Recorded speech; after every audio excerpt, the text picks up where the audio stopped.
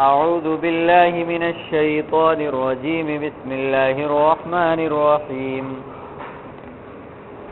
يا أيها الناس اتقوا ربكم الذي خلقكم من نفس واحدة وخلق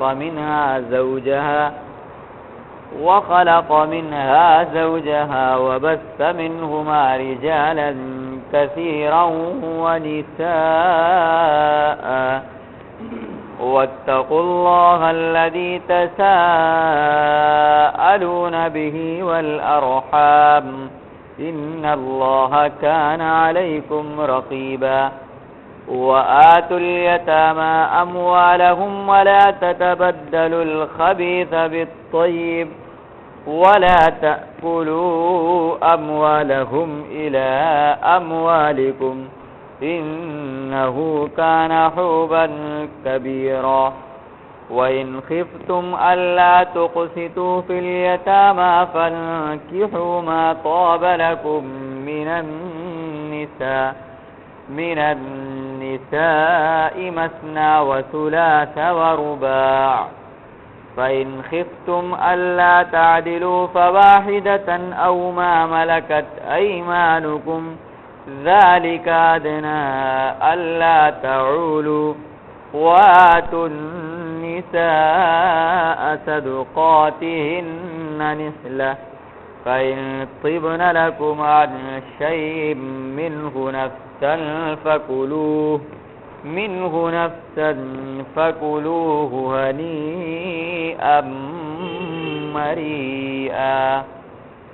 صدق اللہ.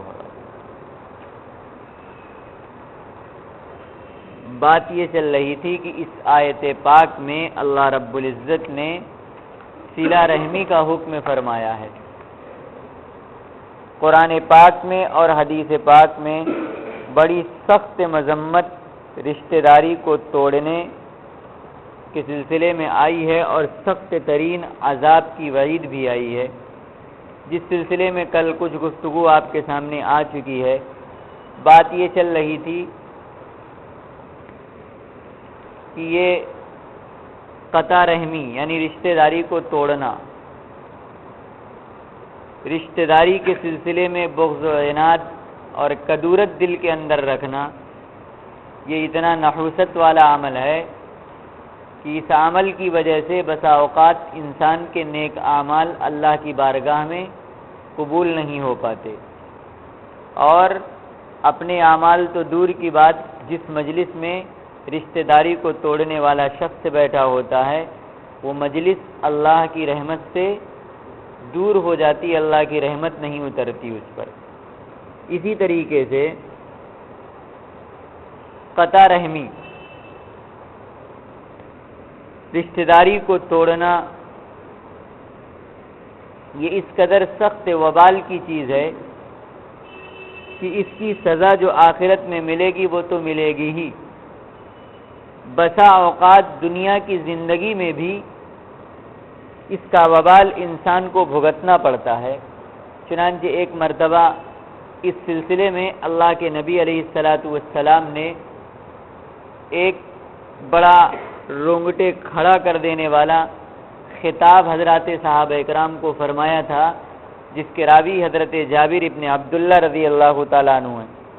فرماتے ہیں کہ ایک مرتبہ اللہ کے نبی علیہ السلام حجرہ مبارکہ سے باہر تشریف لے آئے اور ہم سب جو وہاں پر موجود تھے ان کو مخاطب کرتے ہوئے اس طرح خطاب فرمایا: یا معاشر المسلمین اتقوا اللہ، او مسلمانوں کی جماعت اللہ سے ڈرو.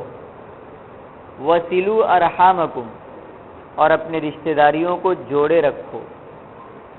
فإنہ لیس من ثواب اسرع من صلۃ الرحم، کیونکہ صلہ رحمی کی جو نیکی ہے اس نیکی سے بڑھ کر اور کوئی نیکی کا کام ایسا نہیں ہے جس کا ثواب اللہ کی طرف سے جلد از جلد دیا جائے. وَإِيَّاكُمْ وَالْبَغْيَ، اور ظلم سے بچو. فَإِنَّهُ لَيْسَ مِنْ عُقُوبَةٍ أَسْرَعَ مِنْ عُقُوبَةِ بَغْيٍ، کیونکہ یہ ظلم والا جو گناہ ہے، اس گناہ سے بڑھ کر کوئی گناہ ایسا نہیں ہے جس کا عذاب اللہ کی طرف سے جلد از جلد اترے۔ عذاب کو جلد از جلد کھینچنے والا ہے یہ ظلم والا گناہ۔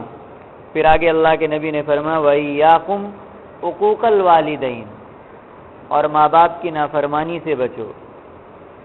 فَإِنَّ رِيحَ الْجَنَّةِ يُوجَدُ مِن مَسِيرَةِ أَلْفِ عَامٍ، کیونکہ جنت کی خوشبو 1000 سال کی دوری پر آدمی رہے، اتنی دوری سے جنت کی خوشبو آنے لگتی ہے، محسوس ہونے لگتی ہے، لیکن واللہ لا یجدها، اللہ کی قسم اس جنت کی خوشبو کو نہیں پا سکے گا عاقن، ماں باپ کی نافرمانی کرنے والا شخص، ولا قاطع رحم، اور نہ رشتہ داری کو توڑنے والا شخص، ولا شیخ زان، اور نہ وہ بوڑھا جو بڑھاپے کی حالت میں زنا کرے جبکہ سب کچھ کمزور پڑ چکا ہو، ولا جار ازارہ خیلا، اور نہ وہ شخص جو تکبر کی وجہ سے اپنے کپڑوں کو نیچے والے ٹخنوں سے نیچے لٹکائے۔ اللہ کے نبی نے فرمایا کہ جنت کی خوشبو اتنی دور سے آتی لگتی ہے، 1000 سال کی دوری پر آدمی رہے یہاں سے محسوس کرے گا، لیکن یہ سارے لوگ اس خوشبو سے محروم رہیں گے۔ سمجھ میں آ رہی کہ نہیں آ رہی بات؟ اس میں ایک صلہ رحمی کے بجائے قطع رحمی کرنے والا شخص بھی ہے۔ سمجھ میں آ رہی کہ نہیں آ رہی بات؟ یہ روایت مجموع الزوائد اور الترغیب و الترہیب جو حدیث پاک کی کتاب ہے ان دونوں کے اندر ہے۔ اسی طریقے سے ام المومنین حضرت عائشہ صدیقہ رضی اللہ تعالیٰ عنہ فرماتی ہیں کہ اللہ کے نبی علیہ الصلاۃ والسلام نے ارشاد فرمایا اسرع البر ثوابا الیہ البر وصلۃ الرحم واسرع الشر عقوبۃ البغی وقطیعۃ الرحم، او کما قال علیہ الصلاۃ والسلام، کہ ثواب کو سب سے زیادہ کھینچنے والی نیکی لوگوں کے ساتھ بھلائی کرنا اور رشتہ داری کو جوڑ کر رکھنا۔ ثواب کو سب سے زیادہ جلد از جلد کھینچ کر لانے والی نیکی لوگوں کے ساتھ بھلائی اور رشتہ داروں کے ساتھ صلہ رحمی، اور اللہ کے عذاب کو جلد از جلد کھینچ کر لانے والا گناہ ایک ظلم اور دوسرے رشتہ داری کو توڑنا۔ سمجھ میں آئی بات؟ یہ روایت سنن ابن ماجہ اور الترغیب والترہیب ان دونوں کتابوں کے اندر ہے۔ اسی طریقے سے ایک روایت حضرت ابو امامہ باہلی رضی اللہ تعالیٰ عنہ کی ہے، فرماتے ہیں کہ اللہ کے نبی علیہ الصلاۃ والسلام نے ارشاد فرمایا میری امت کے کچھ لوگ کھانے پینے، لہو و لعب اور موج و مستی کی حالت میں رات گزاریں گے، یعنی بالکل خوش و خرم ہو کر سوئیں گے اور رات گزاریں گے۔ جب صبح اٹھیں گے تو ان کے چہرے بندر کی طرح بن گئے ہوئے ہوں گے یا سور کی طرح بن گئے ہوئے ہوں گے، اور ان میں سے کسی کے گھر زمین میں دھنس جائیں گے، اور کچھ لوگوں پر آسمانوں سے اس طرح ہوا چلے گی جیسے قوم عاد پر چلی تھی کہ ٹکرا ٹکرا کر ہوا سے مر گئے تھے، اور کچھ لوگ ایسے ہوں گے کہ اللہ تبارک و تعالیٰ ان پر پتھر کی بارش فرمائے گا جیسے قوم لوط پر پتھر کی بارش ہوئی تھی، اور ان کا یہ حشر ان گناہوں کی وجہ سے ہوگا۔ پھر اللہ کے نبی علیہ الصلاۃ والسلام نے وہ گناہ گنائے۔ نمبر 1 شراب کا عادی شخص، شراب خوری، اور دوسرے ریشم کا کپڑا پہننے والا مرد، کیونکہ مردوں کے لیے ریشم دنیا کے اندر حرام ہے۔ تیسرے گانے بجانے والی عورتوں سے مشغولیت رکھنے والا شخص، ان کو پسند کرنے والا شخص، اور چوتھے سود خور شخص، اور پانچویں رشتہ داری کو توڑنے والا شخص۔ اللہ کے نبی نے فرمایا کہ یہ وہ بدترین حضرات ہیں اور یہ وہ بدترین قسم کا جرم ہے کہ اللہ تبارک و تعالیٰ اس جرم میں کبھی تو ان پر پتھر کی بارش بھی برسا سکتا ہے، کبھی ہوا اور آندھی چلا سکتا ہے کہ جس سے وہ تباہ اور برباد ہو جائیں، اور کبھی یہ بھی ہو سکتا ہے کہ ان کے گھر زمین میں دھس جائیں۔ سمجھ میں آ رہی کہ نہیں آ رہی بات؟ اور کبھی یہ بھی ہو سکتا ہے کہ ان کی صورتیں مست کر دی جائیں۔ ان میں ایک بدترین جرم کیا بتلایا اللہ کے نبی نے؟ قطع رحمی، یعنی رشتہ داری کو توڑنا۔ یہ روایت مسند احمد، شعب الایمان اور الترغیب والترہیب ان تمام کتابوں کے اندر موجود ہے۔ اسی طریقے سے سیدنا صدیق اکبر رضی اللہ تعالیٰ عنہ راوی ہیں، فرماتے ہیں کہ اللہ کے نبی علیہ الصلاۃ والسلام نے ارشاد فرمایا، ما من ذنب اجدر ان يعجل اللہ لصاحبہ العقوبہ فی الدنیا مع ما يدخر له فی الآخرۃ من البغی وقطیعۃ الرحم، او کما قال علیہ الصلاۃ والسلام۔ کیا فرمایا؟ حضرت صدیق اکبر فرماتے ہیں کہ اللہ کے نبی علیہ الصلاۃ والسلام نے فرمایا، ظلم اور قطع رحمی یعنی رشتہ داری کو توڑنا،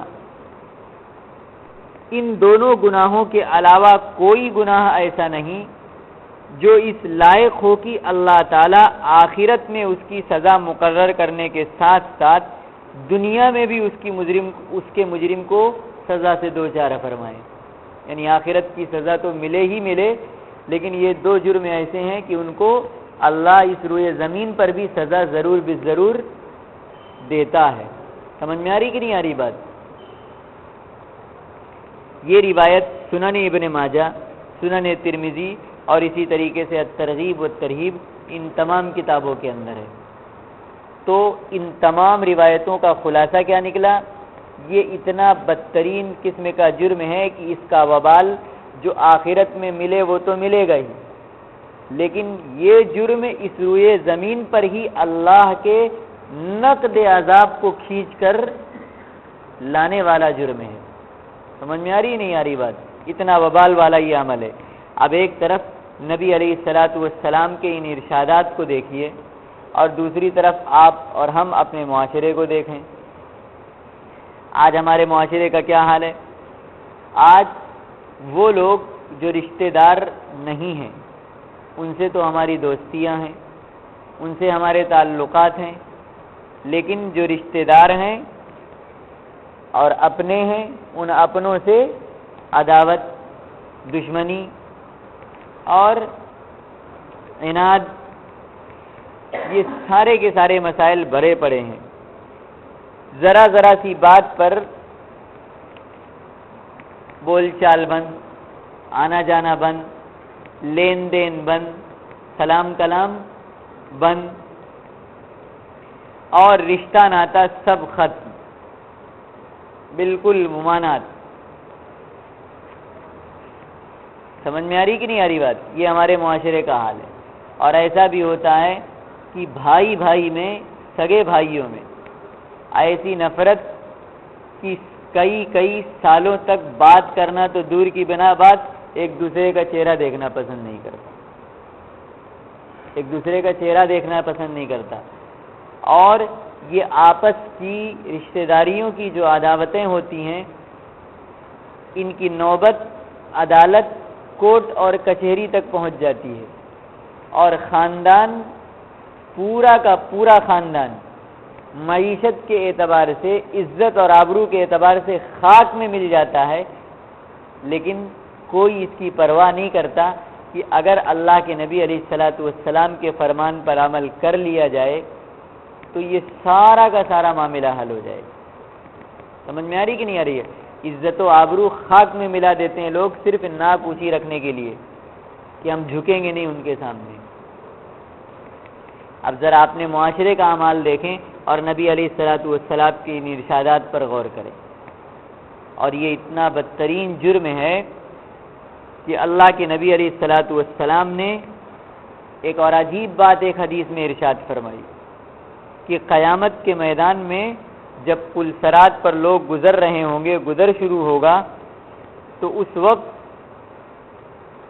پرسرات پر گزرنے والوں پر داخلہ پوائنٹ جو ہوگا سمجھ لیجئے، اللہ رب العزت امانت اور یہ رشتہ داری یعنی رحم، ان دونوں کو جسم کی شکل دے دے گا۔ اب آپ کو یہ کیسے ہو سکتا ہے؟ کیوں نہیں ہو سکتا؟ اللہ تعالیٰ کی قدرت کا انکار کر دیں گے آپ؟ جسم کی شکل دے دے گا اللہ، اور جسم کی شکل دینے کے بعد یہ دونوں کے دونوں دائیں اور بائیں پرسلات کے موجود ہوں گے، اور گزرنے والوں کو پہلے ان سے پروانے راہداری یعنی کلیئرٹی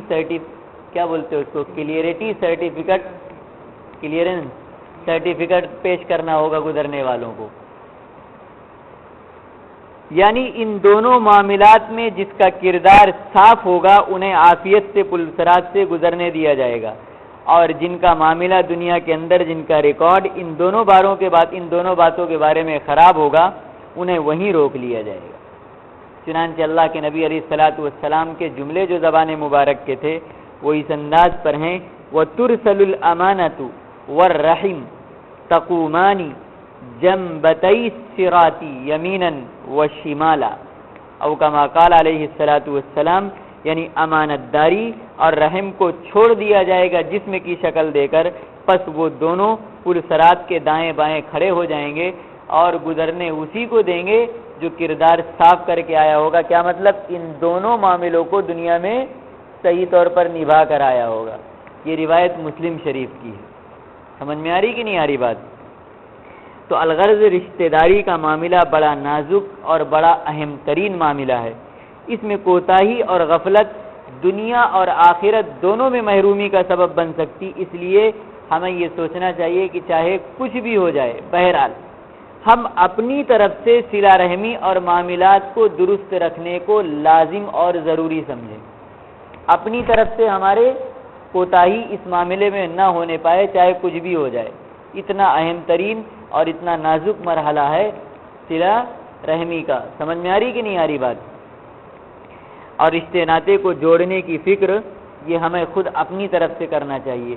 اب یہ سوال پیدا ہوتا ہے کہ کبھی کبھی ہم اپنی طرف سے تو پوری کوشش کرتے ہیں، لیکن ہمارا رشتہ دار ہی کوئی ایسا ناکارہ ہو، وہ خود ہی جڑنا نہ چاہے اور دور بھاگے اور اپنی نادانی کی وجہ سے قطع رحمی کرے اور بگاڑ پیدا کرے، تو پھر ہم کیا کریں اس صورت میں؟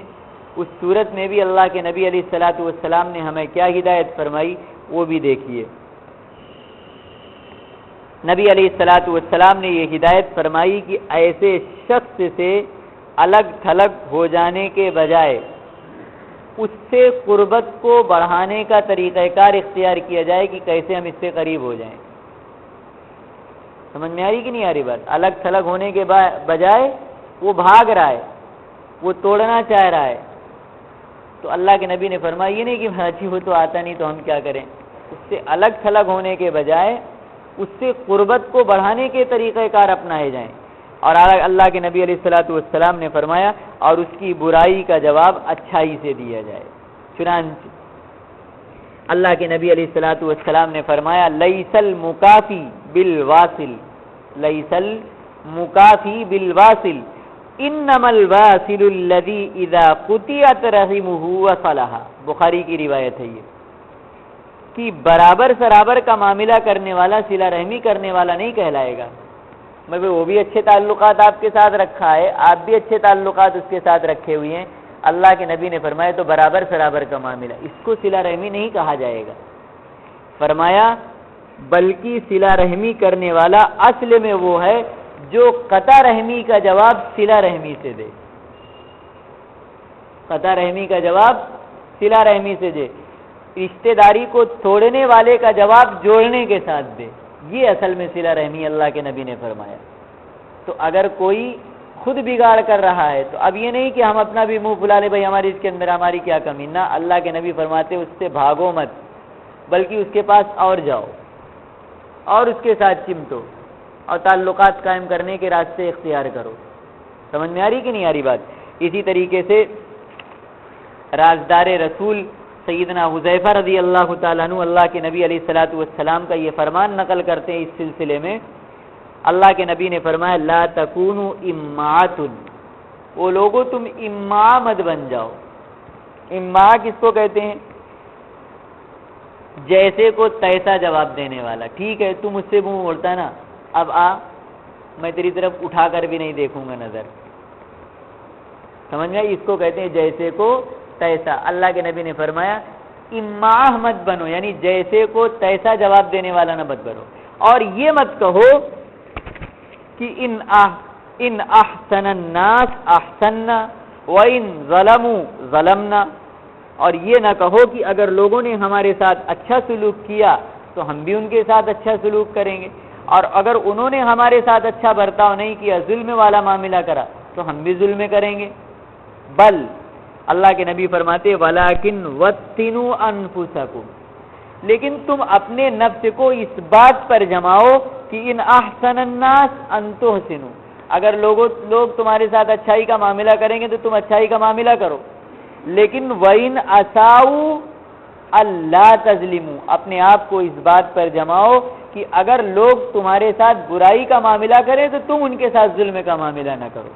اس پر اپنے آپ کو جماؤ. یہ بنو، اما مت بنو کہ تو نے ایسا کیا تو میں بھی ایسا کروں گا. سمجھ میں آ رہی کہ نہیں آ رہی بات؟ یہ اسی بات کی وضاحت اللہ کے نبی نے اس حدیث پاک کے اندر بھی فرمائی. یہ روایت ترمذی شریف کی روایت ہے. حالانکہ اللہ کے نبی علیہ الصلوۃ والسلام نے جس بات کی ترغیب اس حدیث پاک کے اندر دی ہے، یہ دنیا کا ایک مشکل ترین کام ہے کہ آدمی اپنے ساتھ ظلم کرنے والے کے ساتھ بھلائی کا معاملہ کرے. ایک مشکل ترین کام ہے. کیوں؟ وجہ یہ ہے کہ آدمی کے اندر جو نفس ہے، نفس نہ چھپا ہوا، یہ نفس اس راستے کا سب سے بڑا پتھر ہے اور رکاوٹ ڈالنے والا. اپنی بے عزتی اور بے وقاتی کا ایسا احساس دل کے اندر جگاتا ہے کہ انسان اس بے عزتی اور بے وقاتی کو سوچ کر سراپا صاحب انتقام بن جاتا ہے. سمجھ میں آ رہی کہ نہیں آ رہی بات؟ اگر کسی پر ظلم ہو گیا، کسی طرف سے اس کے خلاف کچھ ہو گیا، تو یہ نفس اندر کا کہ جائے کہ اس کے ساتھ اس نے سلوک کا برتاؤ کرنے دے، اس کو ایسی بے عزتی پر آمادہ کرتا ہے، بے وقاتی پر، کہ وہ سراپا انتقام بن جاتا ہے، اور انتقام کا جذبہ اس کے اندر کوٹ کوٹ کر ابھرنے لگتا ہے. اور خاص طور پر آپسی حقوق میں ایثار اور قربانی اور صبر اور ضبط، یہ ایسی صفتیں ہیں جن کا فوری طور پر اثر ظاہر ہوتا ہے. اسی لیے اللہ کے نبی علیہ الصلوۃ والسلام نے اس بات کی تعلیم یہ فرمائی کہ حق پر ہونے کے باوجود اگر کوئی آدمی جھگڑے کو چھوڑ دے تو بڑی فضیلت اور بڑے مقام کا درجہ رکھتا ہے وہ شخص. چنانچہ ایک حدیث پاک کے اندر اللہ کے نبی علیہ الصلوۃ والسلام نے فرمایا من ترک المراء وهو مبطل بني له بيت في ربض الجنة ومن تركه وهو محق بني له في وسطها ومن حسن خلقه بني له في اعلاها او كما قال عليه الصلوۃ والسلام. یہ روایت ابو داؤد، ترمذی، الترغیب والترہیب، ان تمام حدیث کی کتابوں کے اندر ہے کہ جو شخص ناحق پر تھا اور اس نے جھگڑے کو چھوڑ دیا تو اللہ رب العزت اس کے بدلے میں جنت کے کنارے پر اس کا ایک محل بنائیں گے. اور جو شخص حق پر تھا لیکن جھگڑے کی بنا پر اس نے جھگڑا چھوڑ دیا، اپنے حق کو چھوڑ دیا، تو اللہ تبارک و تعالی اس شخص کے لیے جنت کے بیچوں بیچ محل بنائیں گے. اور جس شخص نے اپنے اخلاق کو اچھا کر لیا، اللہ جنت کے اعلیٰ مقام پر اس کا محل بنائیں گے. سمجھ میں آ رہی کہ نہیں آ رہی بات؟ یہ تعلیم دیکھیے کون یہ تعلیم دے سکتا ہے؟ اللہ کے نبی علیہ الصلوۃ والسلام نے یہ نفس کو بالکل مروڑ کر توڑ دینے والے یہ تعلیمات ارشاد فرمائی ہیں. سارا غرور نچوڑ کر نفس کا ختم ہو جائے، اور یہی چیز معاشرے کے اندر اصلاح پیدا کرتی ہے جب آدمی اپنے آپ کو ان اصول پر لا کر پابند کر دے. بلا شبہ ایثار یعنی اپنے حق کو چھوڑ دینا، اس سے بڑے بڑے فتنے ٹل جاتے ہیں، اور انتقام اور مقابلہ آرائی کی نوبت ختم ہو جاتی، یہاں تک کہ اگر انتقام اور مقابلہ آرائی پہ آدمی تلتا ہے تو وہی ہے نا، ایک جملہ کہا جاتا ہے کہ لمحوں نے خطا کی اور صدیوں نے سزا پائی، تھوڑی دیر کا جھگڑا کئی 100 سالوں تک خاندانی رقابت کو لے کر چلا کرتا ہے۔ اور اگر ان ایثار اور قربانی والے جذبے کو اپنے اندر پیدا کر لیا جائے تو اس حلم اور بردباری نے وہ چند منٹ کے اندر سب کچھ صفایا کر دیا۔ سمجھ میں آ رہی کہ نہیں آ رہی بات؟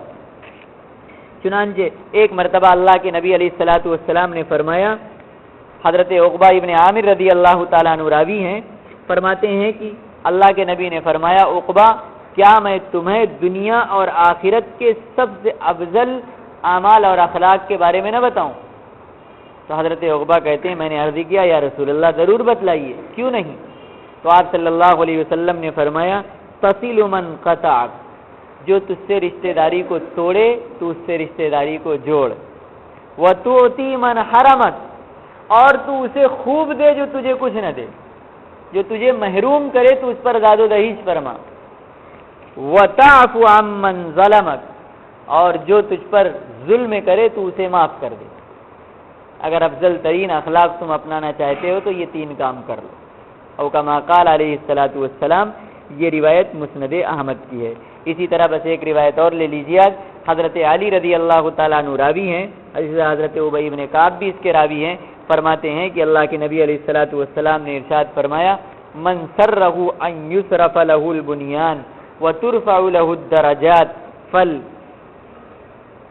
فلیعف عمن ظلم ولیؤت من حرم ولیصل من قطع، کہ جسے یہ بات اچھی لگے کہ آخرت میں اس کے لیے بلند و بالا عمارتیں بنائی جائیں، محل بنائے جائیں اور اس کے درجات جنت کے اندر بلند کیے جائیں، تو اسے چاہیے کہ اپنے اوپر ظلم کرنے والے کو معاف کر دے اور محروم کرنے والے کو دے، اور رشتہ داری کو توڑنے والوں کے ساتھ رشتہ داری کو جوڑنے کا معاملہ کرے، جو قطع رحمی کرے اس کے ساتھ وہ صلہ رحمی کرے۔ اس موضوع پر کچھ تھوڑی سی گفتگو اور بھی رہ گئی ہے، وہ انشاءاللہ آئندہ ہفتے آپ کے سامنے پوری کر دی جائے گی۔ دعا کیجیے اللہ رب العزت ہمیں قرآن پاک کی صحیح سمجھ نصیب فرمائے، اس پر عمل کی توفیق عطا فرمائے، اور ہم سب کے دلوں میں صلہ رحمی کی اہمیت پیدا فرمائے، قطع رحمی سے ہم سبوں کی پوری پوری حفاظت فرمائے۔ اللہم صلی علی سیدنا وشفیعنا وحبیبنا ومولانا محمد وعلى آل سیدنا ومولانا محمد وبارک وسلم۔ ربنا آتنا في الدنيا حسنة وفي الآخرة حسنة وقنا عذاب النار۔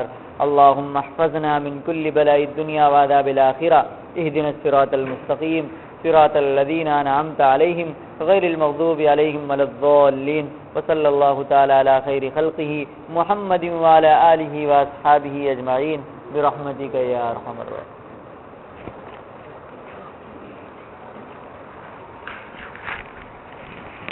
السلام علیکم۔ الحمدللہ۔